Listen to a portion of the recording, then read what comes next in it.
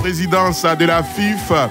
Débuté hier, le processus de dépôt des candidatures s'achève demain mercredi. Pourquoi, selon vous, aucune femme ne semble s'intéresser à la candidature au poste très convoité de président de la Fédération ivoirienne de football, alors que le CONOR FIF est dirigé par une femme, Mariam Dao Gabala, avec plus ou moins de réussite? Rejoignez le débat au 27 20 21 44 48 27 20 24 27 87. Avec Ndri Rodrigue, bonjour. Ouais, bonjour mon frère. Pourquoi les femmes ne se bousculent pas pour l'élection à la présidence de la FIF? Je pense que ce milieu est très difficile. C'est un business qui ne dit pas son nom. Il y a la jalousie, la méchanceté, l'hypocrisie. Les hommes même qui veulent briser ce poste ont un problème de parrainage. Donc nos femmes préfèrent rester dans leur petit coin et supporter leurs équipes. Félicitations tout de même à Madame Ginette Ross qui tient tout seul l'Issy Awazi. Je vous remercie. Merci beaucoup, Ndri Rodrigue. Bonne journée. Aïssia Kapo Mohamed est à Yamoussoukro. Bonjour. Ouais, bonjour, monsieur Ange. Pourquoi les femmes ne veulent pas être présidentes de la Fédération ivoirienne de football? Bon, monsieur Ange, pour moi, c'est une tâche qui est un peu compliquée parce que c'est à l'image même du monde, quoi, pour moi. Parce que nous, quand nous voyons un peu la FIFA, la CAF, ou même l'UEFA, les fédérations même européennes, je ne vois pas des femmes être présidentes des fédérations. Parce que pour moi, c'est un peu difficile à gérer. Ce n'est pas comme la politique ou d'autres choses, quoi. Voilà, même quand vous voyez en Côte d'Ivoire, même la seule présidente même des femmes, du club même, c'est la seule femme, Ginette Ross en Côte d'Ivoire, qui est présidente du club. Donc pour moi, c'est un peu difficile pour les femmes, quoi, voilà, à gérer les fédérations. D'accord. Voilà. Il y a la présidente de Mosou également. Hein. Vous êtes dans quel quartier à Yamoussoukro? Oui. Vous êtes dans quel quartier à Yamoussoukro? À Djoulabougou. À Djoulabougou. Oui. On reste à Yamoussoukro avec Ouattara Adama. Bonjour. Oui, bonjour, monsieur Anja Soko. Vous êtes dans quel quartier? Moi, je suis à Pambassou, là. Pas dans le nouveau stade de Yamoussoukro. D'accord. Allez, on vous écoute, Ouattara. Bon, je dis, on a des femmes qui sont là, elles ont montré sur tous les plans qu'elles sont capables de gérer notre fédération. Mais après, est-ce qu'on a même le courage à ces femmes-là de pouvoir se présenter? Il faut le dire tout net. Moi, je crois que si, au fait, une fois, on avait nommé peut-être une femme, au moins, ça sent que la présidente du football professionnel, ou peut-être vice-présidente de la fédération, forcément, ça allait pousser ces femmes-là à gérer notre fédération un jour. On ne donne même pas l'occasion même à ces femmes-là. Sinon, quand vous prenez aujourd'hui, je parle de la présidente d'Issy Awazi, qu'est-ce qu'elle n'a pas donné à notre football? Je prends même celle de Moussou, qu'est-ce qu'elle n'a pas donné? Même au niveau de nos clubs, on voit des femmes secrétaires, elles font très bien le travail. Mais aujourd'hui, toutes les présidents des fédérations qui sont venus n'ont même pas donné, nommé ces femmes-là dans notre fédération. On a vu Mme Dada lorsqu'elle est arrivée, on a créé nos problèmes, on prend la pauvre dame pour venir gérer. Et qu'est-ce qu'on n'a pas attendu ces pauvres dames-là? Il y a des gens qui essaient de ménager cette pauvre dame-là. Donc moi, je crois que la femme n'aime pas trop où il y a des bruits. Ça, il faut le dire. Si au moins elles savaient que si elles venaient, elles allaient mieux faire le travail, on allait les accompagner à 100%.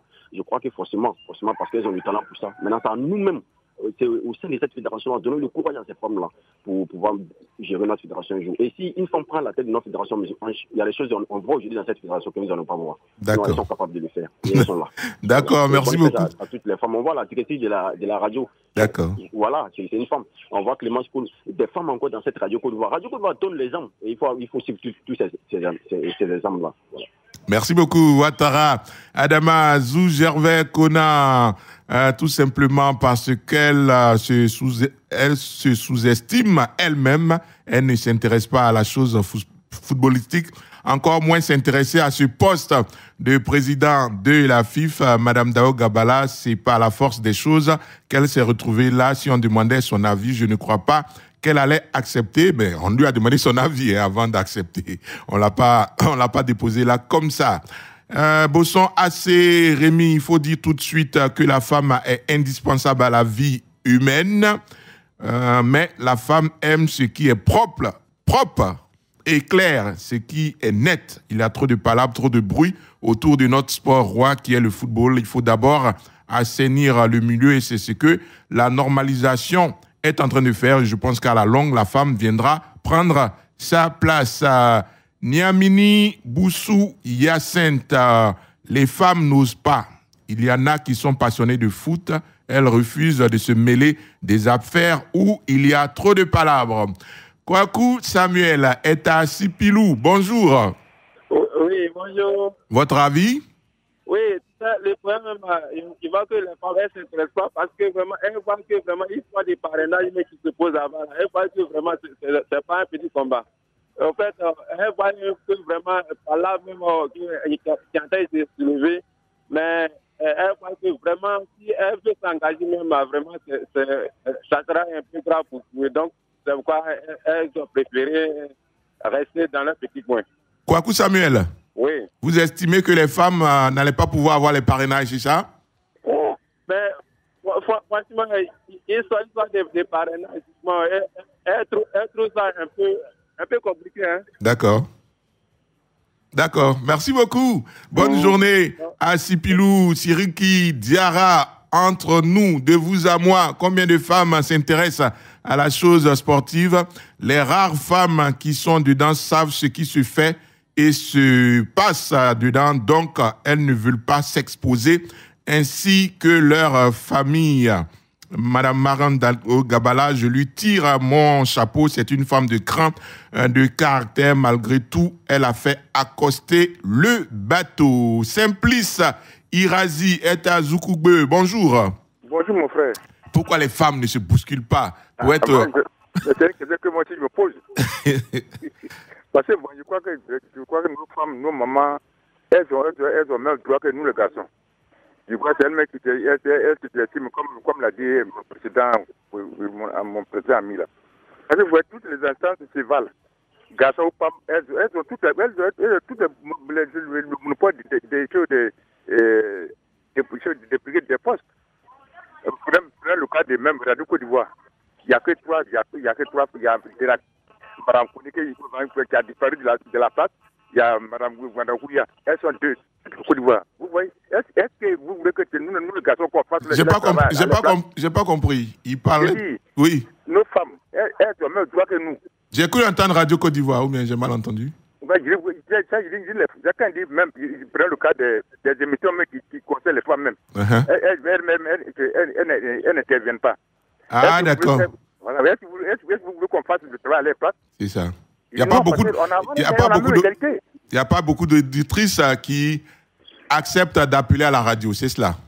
Même, je prends même la télévision de la radio, elle a mettre une émission spécialement pour les femmes. Ça existe déjà, ça existe déjà. Ouais, mais malheureusement, les femmes ne peuvent pas intervenir. D'accord. Ouais, ça fait mal.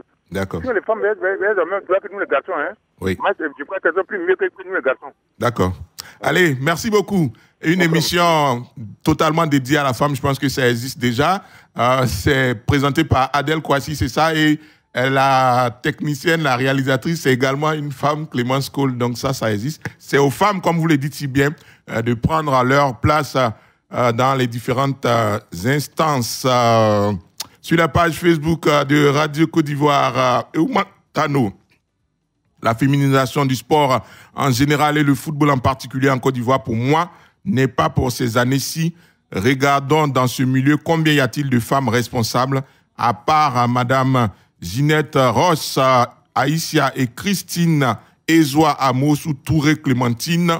On ne voit pas beaucoup de femmes. Coach Lassina Traoré, bonjour. Ouais, bonjour.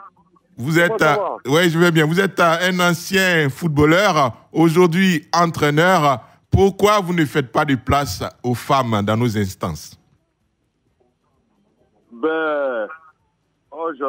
Aussi intéressé, il faut se sentir concerné et y avoir un rôle, en tirer un profit et puis un intérêt. Vous savez, les femmes ne s'y intéressent pas, selon moi, car depuis un certain moment, depuis longtemps même, comme je pourrais le dire, le foot a été classé comme une discipline réservée aux garçons. La direction même des instances est aussi occupée par des garçons. Un milieu vraiment égaux qui est très, très, très difficile à gérer. Maintenant, le fait que en Afrique ici, et précisément en Côte d'Ivoire, les femmes, on leur a toujours assigné des tâches dans les secrétariats, les postes un peu plus faibles. Donc tous ces événements-là ont fait que Aujourd'hui, les femmes se sont regroupées sur elles-mêmes parce qu'elles savent que ce milieu-là, c'est un milieu qui est extrêmement difficile, très complexe, où en même temps dans la direction que même dans la pratique, il y a la force, il y a quand même le physique, il y a aussi la brutalité. Alors, vous avez été joueur et maintenant entraîneur. Est-ce que dans votre parcours en tant que joueur et aujourd'hui en tant qu'entraîneur, vous avez croisé des femmes qui vous pensez que si elles osaient, elles auraient pu porter ce flambeau féminin-là?